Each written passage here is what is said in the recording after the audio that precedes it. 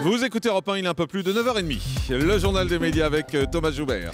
Bonjour, à la une ce matin, Cyril Hanouna et ses chroniqueurs convoqués par la police dans l'affaire Nabila. Un invité surprise au Miss France demain et Bruno Mazur répond à David Pujadas.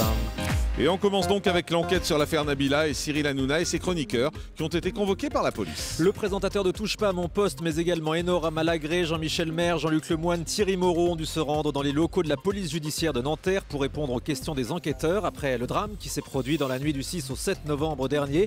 C'est une information du journal Closer qui publie aujourd'hui des photos des chroniqueurs et de l'animateur se rendant dans les locaux de police.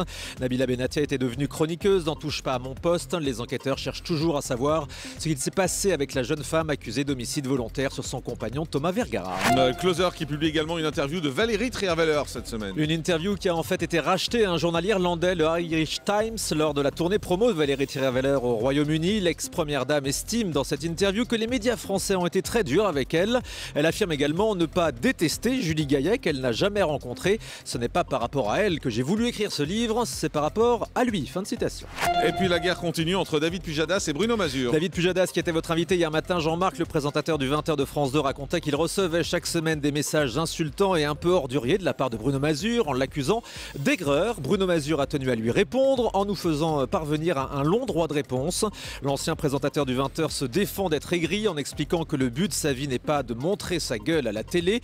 Sur le fond, il maintient ses critiques. Selon lui, le JT de France 2 fait beaucoup trop la part belle aux faits divers crapuleux.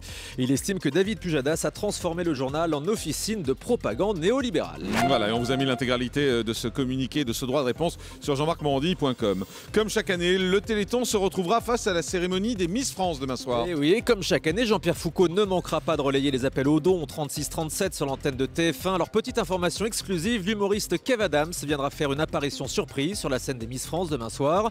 Mais vu qu'on vous le dit, ce sera plus vraiment une surprise. C'est clair. Quant à Flora Coquerel, la Miss France 2014, elle vit aujourd'hui sa dernière journée de Miss France. Alors, dans quel état sera-t-elle demain? Elle répond au micro européen de Romain Ambron.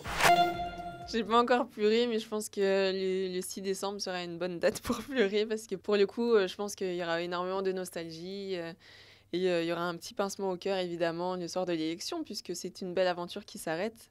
Même si je suis contente de reprendre ma vie personnelle en main, mes études, etc.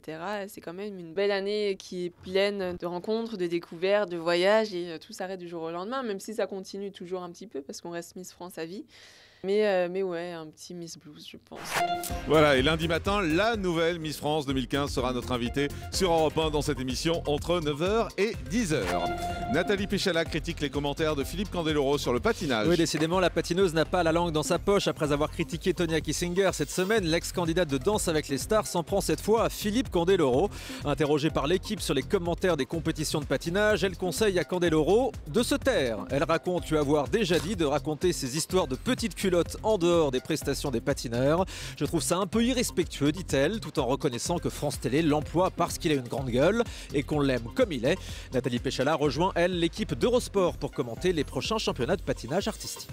Et puis deux anciens candidats de Danse avec les stars pourraient rejoindre le jury du nouveau concours de danse lancé par TMC. Je vous annonçais hier que la chaîne de la TNT préparait l'adaptation de Got to Dance, un concours ouvert aux danseurs amateurs, quel que soit leur type de danse. Des candidats qui se produiront devant un jury dans lequel on pourrait donc retrouver deux anciens candidats de Danse avec les stars selon Télé 7 jours. Il s'agirait de Brahim Zaïbat et de Tonya Kissinger qui s'est illustré cette année.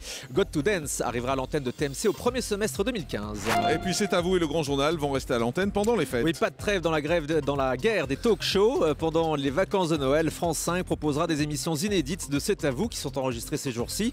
Anne-Sophie Lapix et Anne-Elisabeth Lemoine se relayeront à la présentation. Antoine Decaune va également enregistrer des émissions inédites du Grand Journal. Du côté de Touche pas à mon poste, Cyril Hanouna proposera des best-of de l'émission, tout comme le petit journal de Yann Barthès.